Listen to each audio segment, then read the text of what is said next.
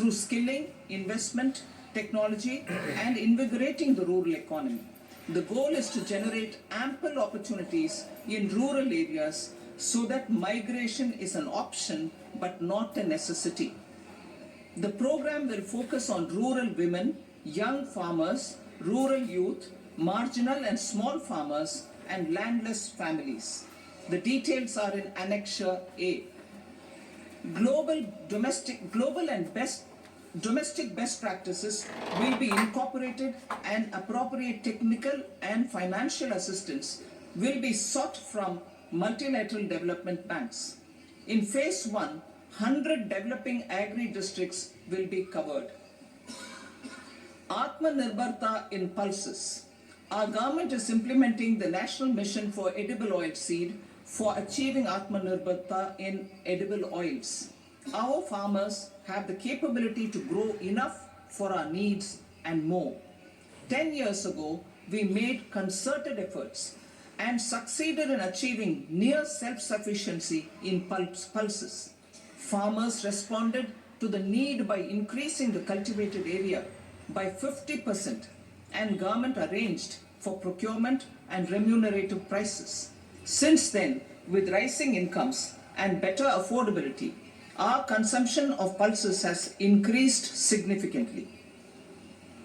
Our government will now launch a 6-year mission for Atmanirbharta in pulses with a special focus on Tur, Urad and Masoor. Details are in Annexure B. Central agencies such as NAFED and NCCF will be ready to procure these 3 pulses as much as offered during the next 4 years from farmers who register with these agencies and enter into agreements. Comprehensive program for vegetables and fruits. It is encouraging that our people are increasingly becoming aware of their nutritional needs. It is a sign of a society becoming healthier. With rising income levels, the consumption of vegetables, fruits, and Shri Anna is increasing significantly. A comprehensive program to promote production, efficient supplies, processing, and remunerative prices for farmers will be launched in partnership with the states. Appropriate institutional mechanisms for implementation and participation of farmer producer organizations and cooperatives will be set up. Makhana board in Bihar. For this, there is a special opportunity for the people of Bihar. A Makhana board will be established in the state to improve production, processing, value addition, and marketing of Makhana. The people engaged in these activities will be organized into FPOs. The board will provide hand-holding and training support to Makhana farmers and will also work to ensure they receive the benefits of all relevant government schemes. A national mission on high-yielding seeds will be launched, aimed at 1. Strengthening research ecosystem, 2. Targeted development and propagation of seeds with high yield, pest resistance, and climate resilience, and 3. Commercial availability of more than 100 seed varieties released since July 2024. India ranks second largest globally in fish production and aquaculture.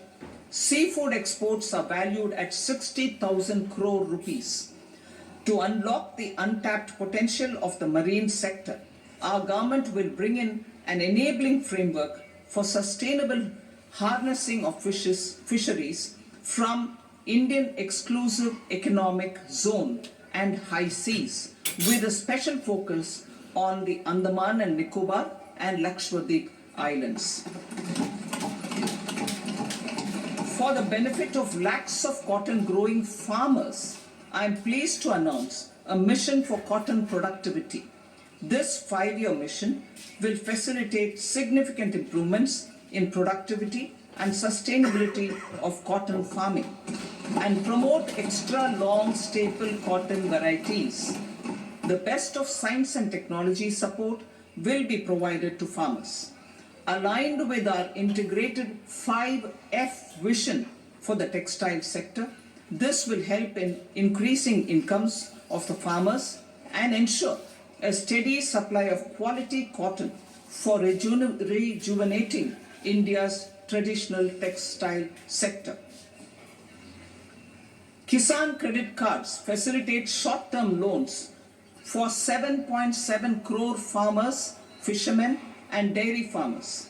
The loan limit under modified interest subvention scheme will be enhanced from 3 lakh rupees to 5 lakh rupees for loans taken through the KCC.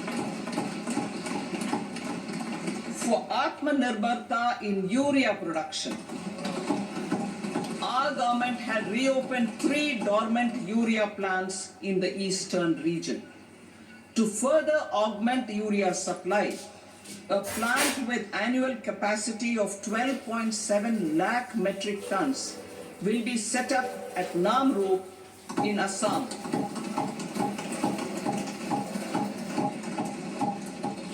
India Post, with 1.5 lakh rural post offices, complemented by the India Post Payment Bank and a vast network of 2.4 lakh Dak Sevaks, will be repositioned to act as a catalyst for the rural economy.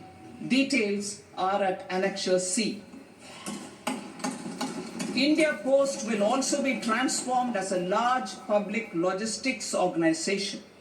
This will meet the rising needs of Vishwakarmas, new entrepreneurs, women, self-help groups, MSMEs, and the large business organizations. Our government will provide support to NCDC for its lending operations for the cooperative sector. MSMEs as the second engine. Now I move to MSMEs as the second engine, which encompasses manufacturing and services with a focus on MSMEs numbering 5.7 crores. Currently, over 1 crore registered MSMEs, employing 7.5 crore people and generating 36% of our manufacturing, have come together to position India as a global manufacturing hub. With their quality products, these MSMEs are responsible for 45% of our exports. To help them achieve higher efficiencies of scale, technological upgradation, and better access to capital, the investment and turnover limits for classification of all MSMEs will be enhanced to 2.5 and 2 times respectively. This will give them the confidence to grow and generate employment for our youth. The details are given in Annexure D. To improve access to credit, the credit guarantee cover will be enhanced. First, for micro and small enterprises from 5 crore to 10 crore rupees, leading to additional credit of 1.5 lakh crores in the next 5 years. Second, for startups from 10 crore rupees to 20 crore rupees, with the guarantee fee being moderated to 1% for loans in 27 focus sectors which are important for Atmanirbhar Bharat. And for well-run exporter MSMEs, for term loans up to 20 crore rupees.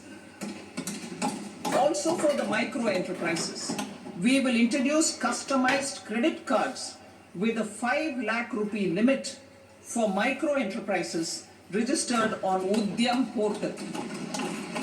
In the first year, 10 lakh such cards will be issued. Fund of funds for startups. The Alternate Investment Fund, AIFs, for startups have received commitments of more than 91,000 crores rupees. These are supported by the fund of funds set up with the Government of India's contribution of 10,000 crore rupees. Now, a new fund of funds with expanded scope and a fresh contribution of another 10,000 crore rupees will be set up. A new scheme will be launched for 5 lakh women, scheduled castes and scheduled tribes, first-time entrepreneurs. This will provide term loans up to 2 crore rupees during the next 5 years. The scheme will incorporate lessons from the successful Stand Up India scheme. Online capacity building for entrepreneurship and managerial skills will also be organized. Measures for labor-intensive sectors.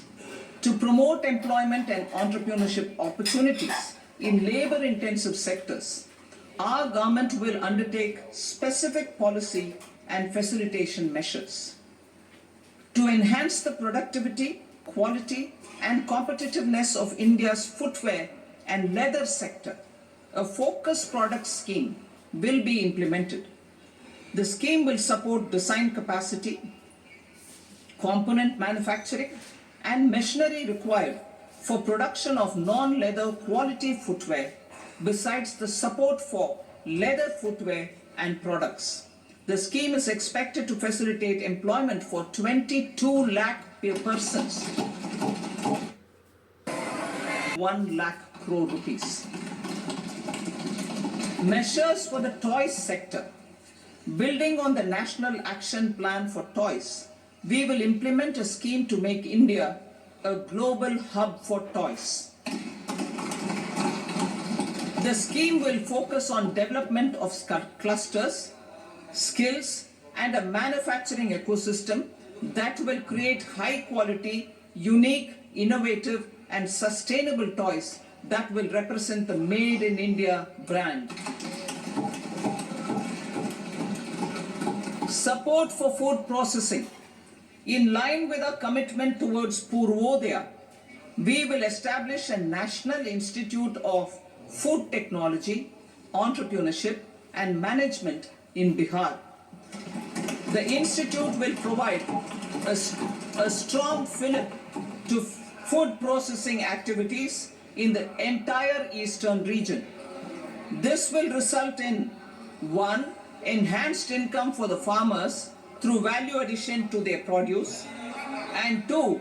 Skilling entrepreneurship and employment opportunities for the youth. Manufacturing mission, furthering Make in India. Our government will set up a national manufacturing mission covering small, medium and large industries for furthering Make in India by providing policy support, execution roadmaps, governance and monitoring framework for central ministries and states. Details are in Annexure E. Given our commitment to climate-friendly development, the mission will also support clean tech manufacturing. This will aim to improve domestic value addition and build our ecosystem for solar PV cells, EV batteries, motors and controllers, electrolyzers, wind turbines, very high voltage transmission equipment and grid scale batteries. Investment as the third engine. Now I move to investment as the third engine, which encompasses investing in people, investing in the economy and investing in innovation. Investing in people. Saksham Anganwadi and Poshan 2.0. Saksham Anganwadi and Poshan 2.0 program provides nutritional support to more than 8 crore children, 1 crore pregnant women and lactating mothers all over the country, and about 20 lakh adolescent girls in aspirational districts and the Northeast region. The cost norms for these nutritional support will be enhanced appropriately. Atal Tinkering Labs. 50,000 Atal Tinkering Labs will be set up in government schools in the next 5 years to cultivate the spirit of curiosity and innovation and foster a scientific temper among young minds. Broadband connectivity to government secondary schools and PHCs. Broadband connectivity will be provided to all government secondary schools and primary health centers in rural areas under the BharatNet project. Bharatiya Bhasha Pustak scheme. We propose to implement a Bharatiya Bhasha Pustak scheme to provide digital form Indian language books for schools and for higher education. This aims to help students understand their subjects better and in their language. National Centers of Excellence for Skilling. Building on the initiative announced in the July 24 budget, 5 National Centers of Excellence for Skilling will be set up with global expertise and partnerships to equip our youth with the skills required for Make for India, Make for the World manufacturing. The partnership will cover curriculum design, training of trainers, and a skill certification framework and periodic reviews. Expansion of capacity in IITs. Total number of students in 23 IITs has increased 100% from 65,000 to 1.35 lakh in the past 10 years.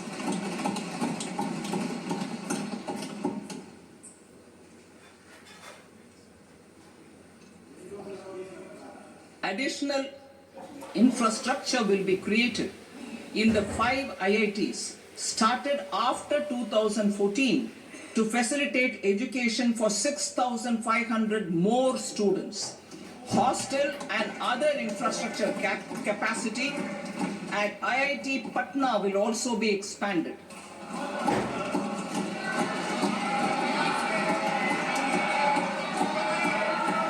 Center of Excellence.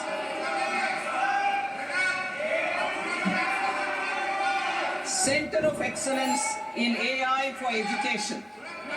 I had announced 3 centers of excellence in artificial intelligence for agriculture, health, and sustainable cities in 2023. Now a center of excellence in artificial intelligence for education will be set up with a total outlay of 500 crores.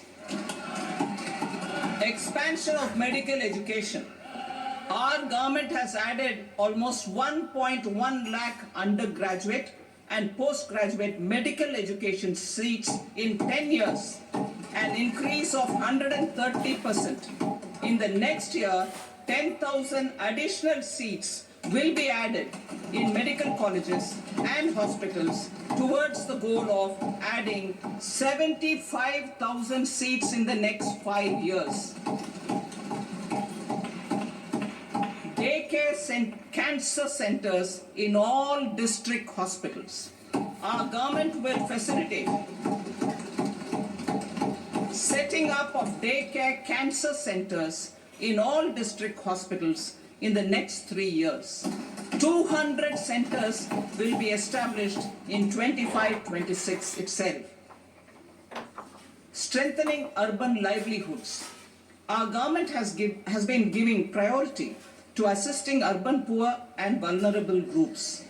A scheme for socio-economic upliftment of urban workers will be implemented to help them improve their incomes, have sustainable livelihoods, and a better quality of life. PM Swanidhi scheme has benefited more than 68 lakh street vendors, giving them respite from high-interest informal sector loans.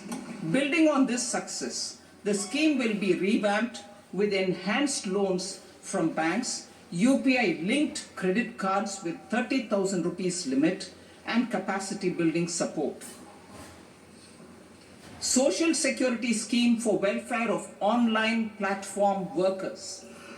Gig workers of online platforms provide great dynamism to the new age services economy. Recognizing their contribution, our government will arrange for their identity cards and registration on the e-Shram portal. They will be provided healthcare under PM Jan Arogya Yojana. This measure is likely to assist nearly 1 crore gig workers.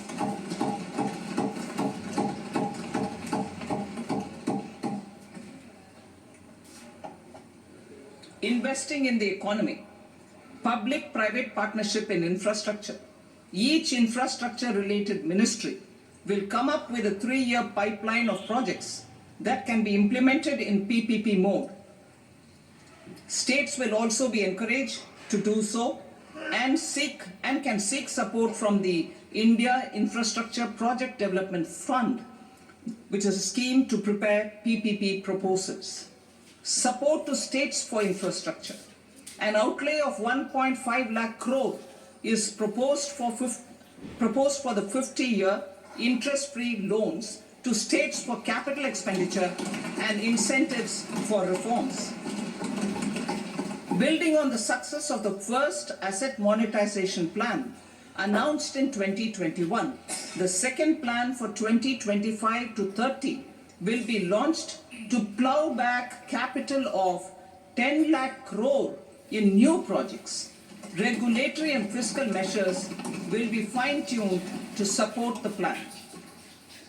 Jal Jeevan Mission. Since 2019, 15 crore households representing 80% of India's rural population have been provided access to portable tap water connections. To achieve 100% coverage, I am pleased to announce the extension of this mission until 2028 with an enhanced total outlay. The mission's focus will be on the quality of infrastructure and O&M of rural piped water supply schemes through Jan Bhagidari. A separate MOU or separate MOUs will be signed with the states and union territories to ensure sustainability and citizen-centric water services delivery. Urban sector reforms.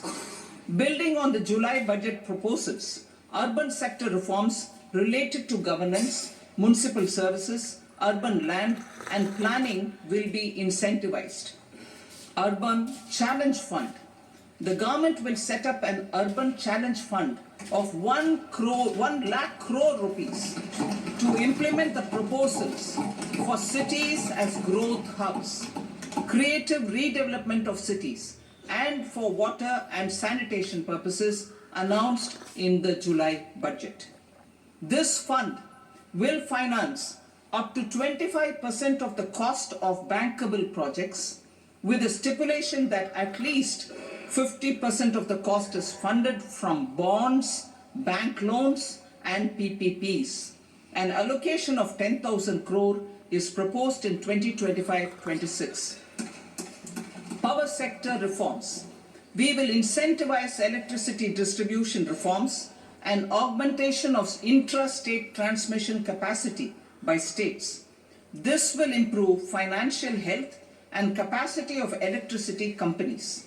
Additional borrowing of 0.5% of GSDP will be allowed to states contingent on these reforms. Nuclear energy mission for Vikasit Bharat.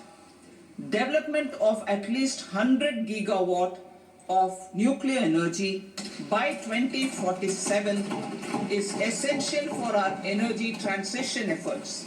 For an active partnership with the private sector towards this goal, amendments to the Atomic Energy Act and the Civil Liability for Nuclear Damage Act will be taken up. A nuclear energy mission for research and development of small modular reactors with an outlay of 20,000 crore will be set up. At least 5 indigenously developed small modular reactors will be operationalized by 2033. Shipbuilding. The shipbuilding financial assistance policy will be revamped to address cost disadvantages. This will also include credit notes for shipbreaking in Indian yards to promote the circular economy. Large ships above a specified size will be included in the infrastructure harmonized master list.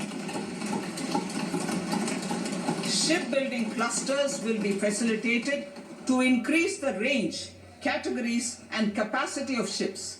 This will include additional infrastructure, facilities, skilling, and technology to develop the entire ecosystem. Maritime Development Fund for long-term system. Maritime Development Fund for long-term financing for the maritime industry and from private sector. UDAN regional connectivity schemes. UDAN has enabled 1.5 crore middle-class people to meet their aspirations for speedier travel. The scheme has connected 88 ports, airports, and operationalized 619 routes. Inspired by that success, a modified UDAN scheme will be launched to enhance regional connectivity to 120 new destinations and carry 4 crore passengers in the next 10 years. 4 crore additional passengers in the next 10 years. The scheme will also support helipads and smaller airports in hilly, aspirational and northeast regional districts. Greenfield airports will be facilitated in Bihar to meet the future needs of the state. These will be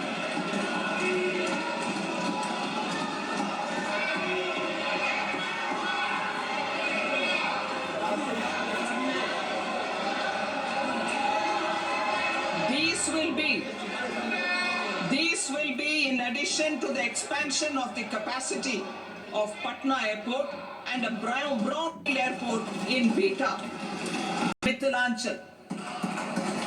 Financial support will be provided for the Western Kosi Canal ERM project, benefiting a large number of farmers, cultivating over 50,000 hectares of land in the Mithilanchal region of Bihar. Mining sector reforms. Mining sector reforms, including those for minor minerals, will be encouraged through sharing of best practices and institutions of a state mining index. A policy for recovery of critical minerals from tailings will be brought out. Under the special window for affordable and mid-income housing, SWAMI, 50,000 dwelling units in stressed housing projects have been completed and keys handed over to home buyers. Another 40,000 units will be completed in 2025, further helping middle-class families who are paying EMIs on loans taken for apartments while also paying rent for their current dwellings. Building on this success, Swami Fund 2 will be established as a blended finance facility with contribution from the government, banks and private investors. This fund of 15,000 crore rupees will aim for expeditious completion of another 1 lakh units. PM Gati Shakti data for private sector. For furthering PPPs and assisting the private sector in project planning, access to relevant data and maps from the PM Gati Shakti portal will be provided. Tourism for employment-led growth. Top 50 tourist destination sites in the country will be developed in partnership with states through a challenge mode. Land for building key infrastructure will have to be provided by the states. Hotels in these destinations will be included in the infrastructure harmonized list. The following measures will be taken for facilitating employment-led growth. Organizing intensive skill development programs for our youth, including in institutes of hospitality management. Providing mudra loans for homestays. Improving ease of travel and connectivity to tourist destinations. Providing performance-linked incentives to states for effective destination management including tourist amenities, cleanliness, and marketing efforts, and introducing streamlined e-visa facilities along with visa fee waivers for certain tourist groups. Continuing with the emphasis on places of spiritual and religious significance, in the July budget, there will be a special focus on destinations related to the life and times of Lord Buddha. Medical tourism and heal in India. Medical tourism and heal in India will be promoted in partnership with the private sector along with capacity building and easier visa norms. Investing in innovation. To implement private sector driven research, development and innovation initiatives announced in the July budget, I am now allocating 20,000 crore rupees for this purpose. A deep tech fund of funds will also be explored to catalyze the next generation startups as a part of this initiative. In the next 5 years, under the PM Research Fellowship Scheme, we will provide 10,000 fellowships for technological research in IITs and IISc with enhanced financial support.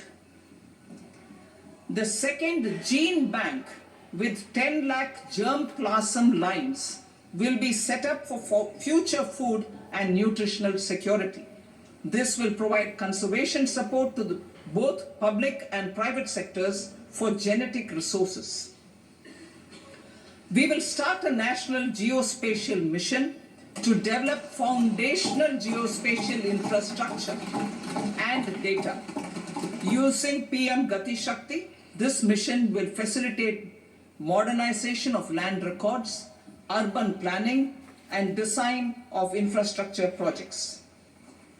A Gyan Bharatam mission for survey, documentation, and conservation of our manuscript heritage with academic institutions, museums, libraries, and private collectors will be undertaken to cover more than 1 crore manuscripts.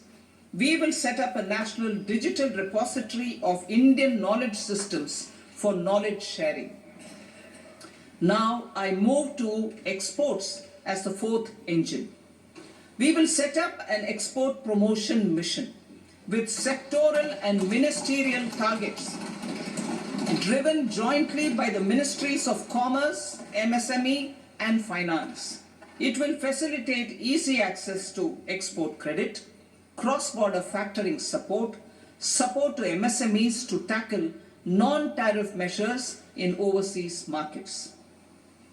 A digital public infrastructure, Bharat Trade Net, for international trade will be set up as a unified platform for trade documentation and financing solutions. This will complement the Unified Logistics Interface platform. The BTN will be aligned with international practices. Support will be provided to develop domestic manufacturing capacities for our economy's integration with global supply chains. Sectors will be identified based on objective criteria.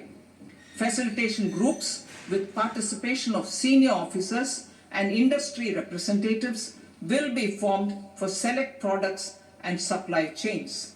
Through this, there are huge opportunities related to Industry 4.0, which needs high skills and talent. Our youth have both. Our government will support the domestic electronic equipment industry to leverage this opportunity for the benefit of our youth. A national framework will be formulated as guidance to states for promoting global capability centers in emerging Tier 2 cities. This will suggest measures for enhancing availability of talent and infrastructure, building bylaw reforms, and mechanisms for collaboration with industry. Our government will facilitate upgradation of infrastructure and warehousing for air cargo, including high-value perishable horticultural produce. Cargo screening and customs protocol will be streamlined and made user-friendly. Reforms as the fuel. Over the past 10 years, our government has implemented several reforms for convenience of taxpayers, such as faceless assessment, 2. Taxpayer charter, 3. Faster returns, 4. Almost 99% returns being on self-assessment, and 5. Vivad Se Vishwas scheme.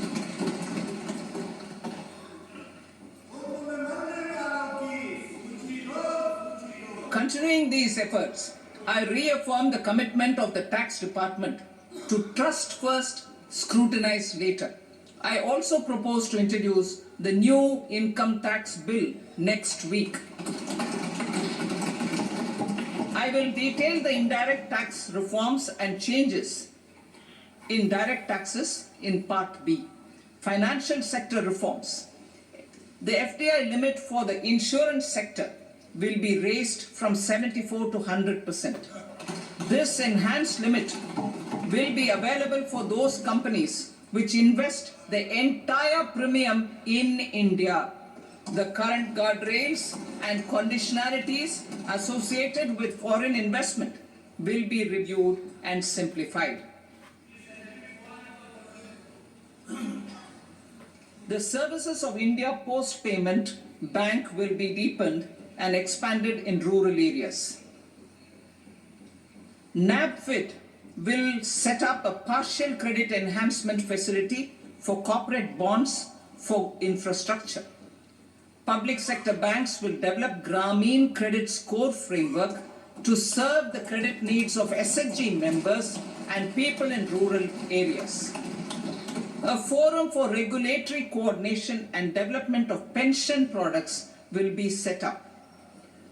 To implement the earlier announcement on simplifying the KYC processes, the revamped Central KYC Registry will be rolled out in 2025. We will also implement a streamlined system for periodic updating. Requirements and procedures for speedy approval of company mergers will be rationalized. The scope for fast-track mergers will also be widened and the process made simpler. As proposed in the interim budget, we signed bilateral investment treaties with 2 countries in 2024 to encourage sustained foreign investment, and in the spirit of First Develop India, the current model BIT will be revamped and made more investor-friendly. In the last 10 years, in several aspects, including financial and non-financial, our government has demonstrated a steadfast commitment to ease of doing business. We are determined to ensure that our regulations must keep up with technological innovations and global policy developments. A light-touch regulatory framework based on principles and trust will unleash productivity and employment. Through this framework, we will update regulations that were made under old laws.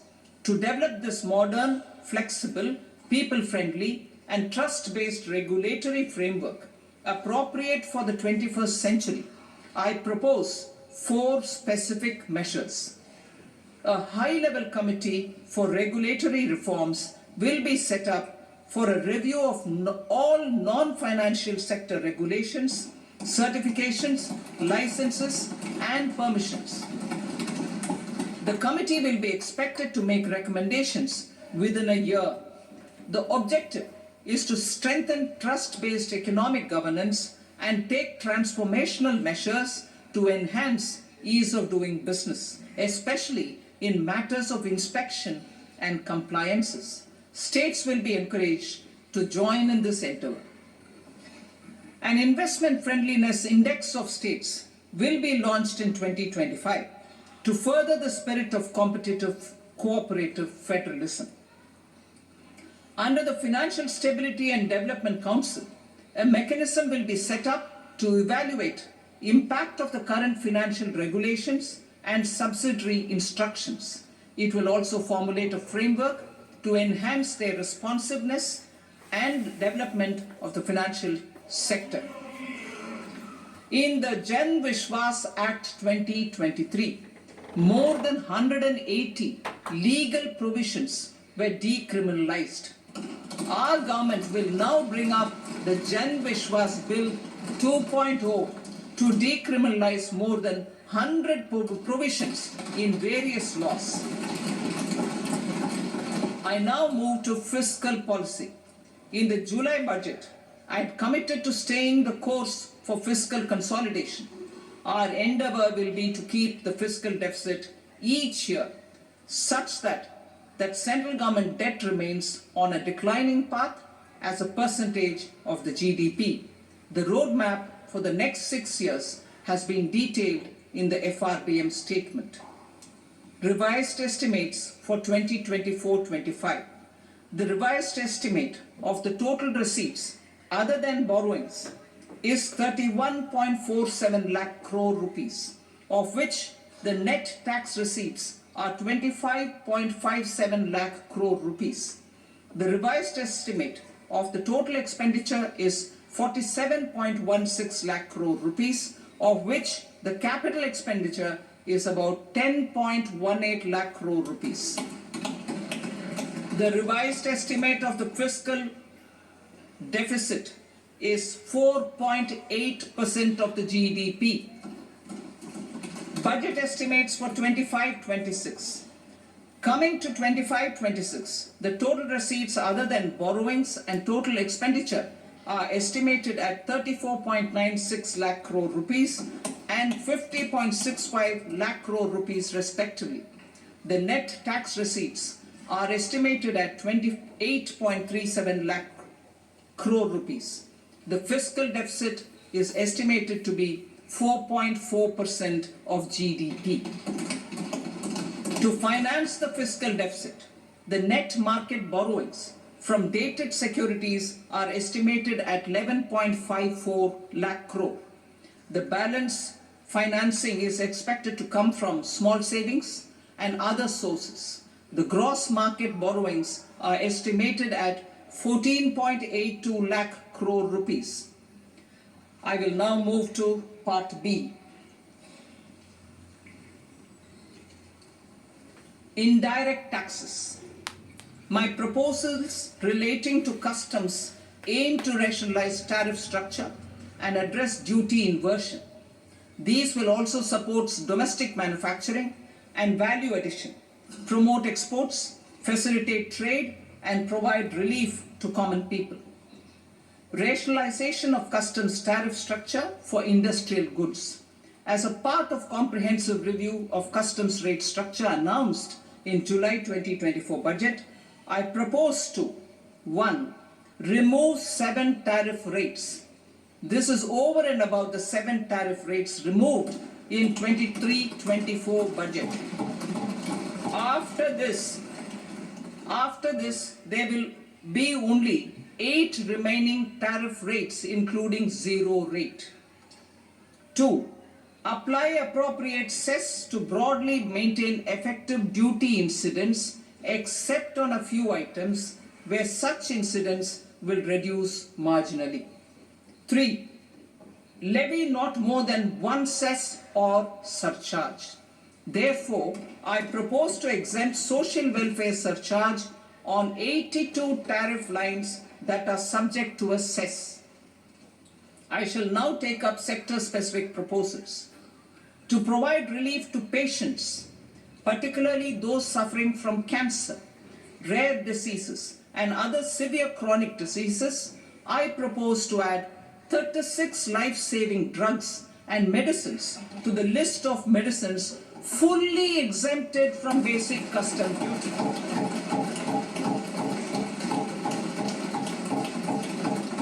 I also propose to add 6 life-saving medicines to the list attracting concessional custom duty of 5%. Full exemption and concessional duty will also respectively apply on the bulk drugs for manufacture of the above. Specified drugs and medicines under patient assistance programs run by the pharmaceutical companies are fully exempt from BCD, provided the medicines are supplied free of cost to the patients. I propose to add 37 more medicines along with 13 new patient assistance programs. Support to domestic manufacturing and value addition. Critical minerals. In the July 2024 budget, I had fully exempted BCD on 25 critical minerals that are not domestically available. I had also reduced BCD of 2 other such minerals to provide a major fillip to their processing, especially by MSMEs. Now, I propose to fully exempt cobalt powder and waste, the scrap of lithium-ion battery, lead, zinc, and 12 more critical minerals. This will help secure the availability for manufacturing in India and promote more jobs for our youth. To promote domestic production of technical textile products such as agro-textiles, medical textiles, and geotextiles at competitive prices, I propose to add 2 more types of shuttle-less looms to the list of fully exempted textile machinery. I also propose to revise the BCD rate on knitted fabrics covered by 9 tariff lines from 10 or 20 to 20% or 115 rupees per kg, whichever is higher. Electronic goods. In line with our Make in India policy and to rectify inverted duty structure, I propose to increase the BCD on interactive flat panel display from 10% to 20% and reduce the BCD to 5% on open cell and other components. In 23-24 budget, for the manufacture of open cells of LCD, LED TVs, I had reduced the BCD on parts of open cells from 5% to 2.5%. To further boost the manufacture of such open cells, the BCD on these parts will now stand exempted. Lithium-ion battery. To the list of exempted capital goods, I propose to add 35 additional capital goods for EV battery manufacturing and 28 additional capital goods for mobile phone battery manufacturing. This will boost domestic manufacture of lithium-ion batteries, both for mobile phones and for electric vehicles. Shipping sector. Considering that shipbuilding has a long gestation period, I propose to continue the exemption of BCD on raw materials, components, consumables, or parts for the manufacture of ships for another 10 years.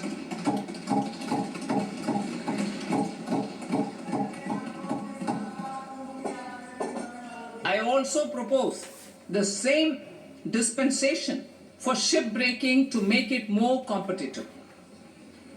Telecommunication.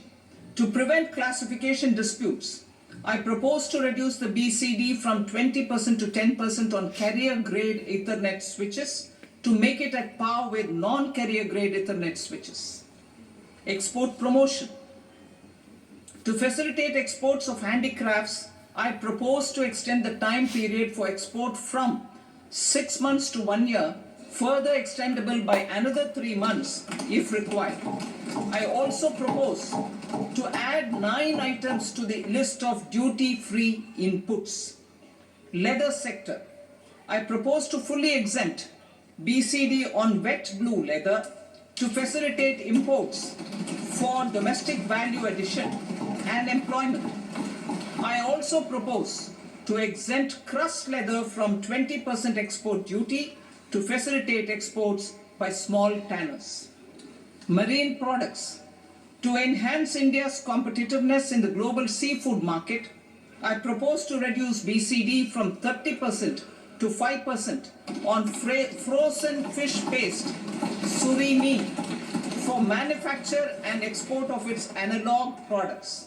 I also propose to reduce BCD from 15% to 5% on fish hydrolysates for manufacture of fish and shrimp feed. In July 2024 budget, to promote development of domestic MROs for aircraft and ships, I had extended the time limit for export of foreign origin goods that were imported for repairs from 6 months to 1 year and further extendable by 1 year. I now propose to extend the same dispensation for railway goods. Time limit for provisional assessment. Presently, the Customs Act 1962 does not provide any time limit to finalize provisional assessments, leading to uncertainty and cost to trade. As a measure of promoting ease of doing business, I propose to fix a time limit of 2 years, extendable by a year, for finalizing the provisional assessment.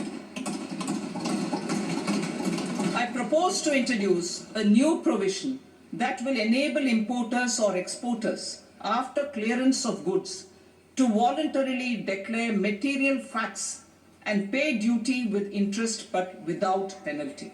This will incentivize voluntary compliance. However, this will not apply in cases where department has already initiated audit or investigation proceedings. For industry to better plan their imports, I propose to extend the time limit for the end use of imported inputs in the relevant rules from 6 months to 1 year. This will provide operational flexibility in view of cost and uncertainty of supply. Further, such importers will now have to file only quarterly statements instead of a monthly statement.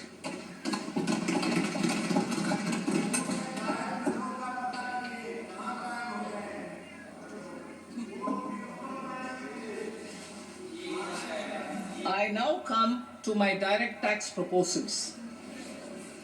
In Part A, I have briefly underlined taxation reforms as one of key reforms to realize our vision of Vikasit Bharat. In respect of criminal law, our government had earlier ushered in Bharatiya Nyaya Sanhita, replacing Bharatiya Danda Sanhita.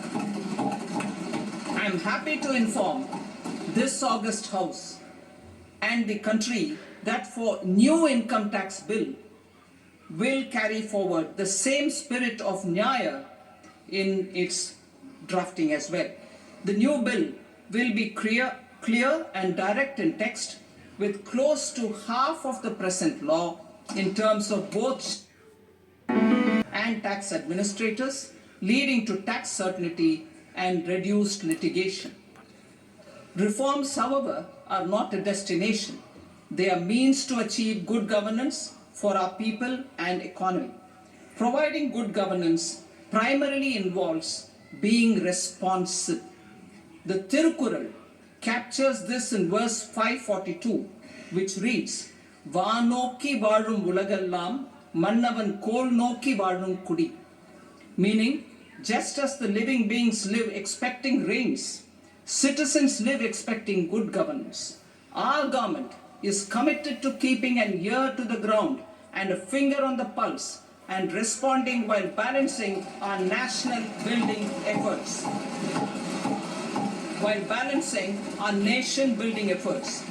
The following measures will detail just how our government will, under the guidance of PM Modi, has taken steps to understand and address. I repeat that sentence, sir. The following measures will detail just how our government, under the guidance of PM Modi, has taken steps to understand and address the needs voiced by our citizens. My tax proposals are guided by this spirit. The objectives of my proposals are as follows. Personal income tax reforms with special focus on middle class. Rationalization of TDS and TCS for easing difficulties, encouraging voluntary compliance, reducing compliance burden, ease of doing business, employment and investment. I will come to my proposal on personal income tax towards the end. TDS and TCS, rationalization for easing difficulties. I propose to rationalize tax deduction at source, TDS, by reducing the number of rates and thresholds above which TDS is deducted. Further, threshold amounts for tax deduction will be increased for better clarity and uniformity. The limit for tax deduction on interest for senior citizens is being doubled from the present 50,000 rupees to 1 lakh rupees. Similarly, the annual limit of 2.40 lakh rupees for TDS on rent is being increased to 6 lakh rupees. This will reduce the number of transactions liable to TDS, thus benefiting small taxpayers receiving small payments. The threshold to collect tax at source, the TCS, on remittances under RBI's liberalized remittance scheme, the LRS, is proposed to be increased from 7 lakh to 10 lakhs. I also propose to remove TCS on remittances for education purposes, where such remittances is out of a loan taken from a specified financial institution. Both TDS and TCS are being applied on any transaction related to sale of goods. To prevent such compliance difficulties, I propose to omit the TCS. I also propose that the provisions of the higher TDS deduction will now apply only in non-PAN cases. In July 2024, the delay for payment of TDS up to the due date of filing statement was decriminalized. I propose to provide the same relaxation to TCS provisions as well. The government under the leadership of Prime Minister Modi believes in Sabka Saath, Sabka Vikas, Sabka Vishwas and Sabka Prayas. In line with this, we brought in updated return facility in 2022 for voluntary compliance by taxpayers who had omitted to report their correct income. Our trust in taxpayers was proved right. Nearly 90 lakh taxpayers voluntarily updated their incomes by paying additional tax. Taking this trust further, I now propose to extend the time limit to file updated returns for any assessment year from the current limit of 2 years to 4 years. I propose to reduce the compliance burden for small charitable trusts and institutions by increasing their period of registration from 5 years to 10 years. It is also proposed that disproportionate consequences do not arise for minor defaults such as incomplete applications filed by charitable entities. Presently, taxpayers can claim the annual value of self-occupied properties as nil only on the fulfillment of certain conditions. Considering the difficulties faced by taxpayers, it is proposed to allow the benefit of 2 such self-occupied properties without any condition. To streamline the process of transfer pricing and to provide an alternative to yearly examination, I propose to introduce a scheme for determining arm's length price of international transaction for a block period of 3 years. This will be in line with global best practices. With a view to reduce litigation and provide certainty in international taxation, the scope of safe harbor rules is being expanded. A number of senior and very senior citizens have very old national savings schemes accounts. As interest is no longer payable on such accounts, I propose to exempt withdrawals made from NSS by individuals on or after 29th August 2024. I am also proposing to allow similar treatment to NPS Vatsalya accounts as is available to normal NPS accounts subject to overall limits. In my speech in July 2024, I had promised that all processes, including giving effect to appellate orders, shall be digitalized and made paperless over the next 2 years. So I'm happy to announce that digitalization is being made operational now. In July 2024, we brought in the Vivad Se Vishwas scheme to resolve income tax disputes pending in appeal. The scheme has received a great response, with nearly 33,000 taxpayers having availed of the scheme to settle their disputes. I have a few proposals to promote investment and employment. It is proposed to provide a presumptive taxation regime for non-residents who provide services to a resident company that is establishing or operating an electronics manufacturing facility. I further propose to introduce a safe harbor for tax certainty for non-residents who store components for supply to specified electronics manufacturing units. Presently, the tonnage tax scheme is available only to sea-going ships. The benefits of existing tonnage tax scheme are proposed to be extended to inland vessels registered under the Indian Vessels Act 2021 to promote inland water transport in the country. Extension for incorporation of startups. We continue to support the Indian startup ecosystem. I propose to extend the period of incorporation by 5 years to allow the benefit available to startups which are incorporated before 1/4/2030. In order to attract and promote additional activities in the IFSC, I am inter alia proposing specific benefits to ship leasing units, insurance offices, and treasury centers of global companies which are set up in IFSC. Further, to claim benefits, the cut-off date for commencement in IFSC has also been extended by 5 years to 31/3/2030. Category 1 and Category 2 AIFs are undertaking investments in infrastructure and other such sectors. I propose to provide certainty of taxation to these entities on the gains from securities, to promote funding from sovereign wealth funds and pension funds to the infrastructure sector. I propose to extend the date of making an investment by 5 more years up to 31st March 2030.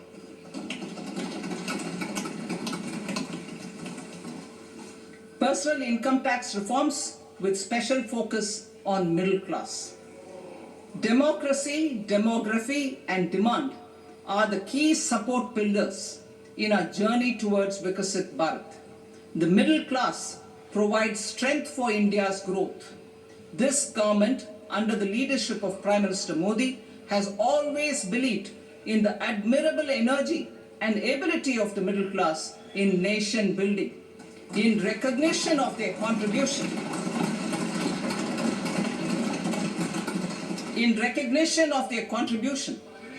we have periodically reduced their tax burden.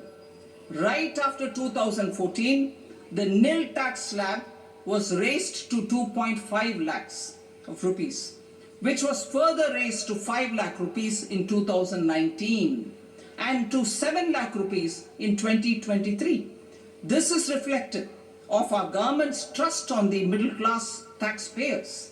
I am now happy to announce that there will be no income tax payable up to income of 12 lakh rupees.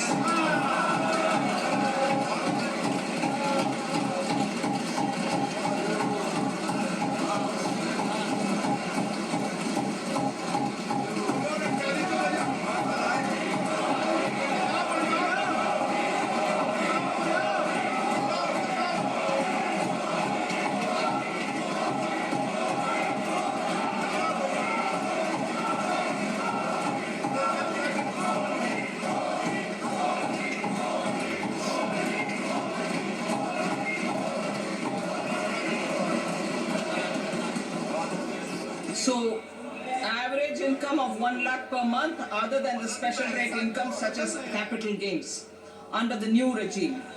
This limit will be 12.75 lakh for salaried taxpayers due to the standard deduction of 75,000.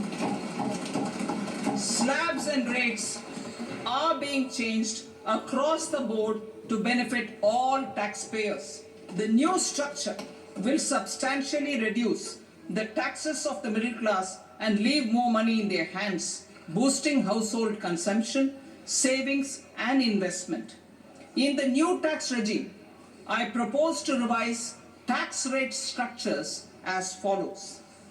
0 to 4 lakh rupees nil, 4.8 lakh rupees to 4 to 8 lakh rupees 5%, 8 to 12 lakh rupees 10%, 12 to 16 lakh rupees 15%, 16 to 20 lakh rupees 20%, 20 to 24 lakh rupees 25%, and above 24 lakh rupees 30%. To taxpayers up to 12 lakh of normal income other than special rate income such as capital gains. I read that again. To taxpayers up to 12 lakh of income other than special rate income such as capital gains, tax rebate is being provided in addition to the benefit due to slab rate reduction in such a manner that there is no tax payable by them. The total tax benefit of slab rate changes and rebate at different income levels can be illustrated with a few examples. A taxpayer in the new regime with an income of 12 lakh rupees will get a benefit of 80,000 rupees in tax, which is 100% of tax payable as per the existing rates.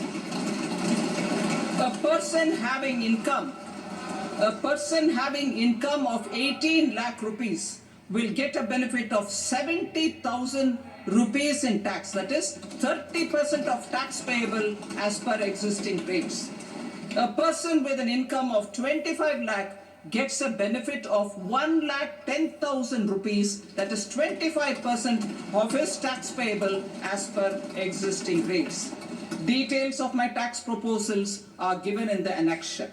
As a result of these proposals, Honorable Speaker, sir, revenue of about 1 lakh crore in direct taxes and 2,600 crores in indirect taxes will be foregone.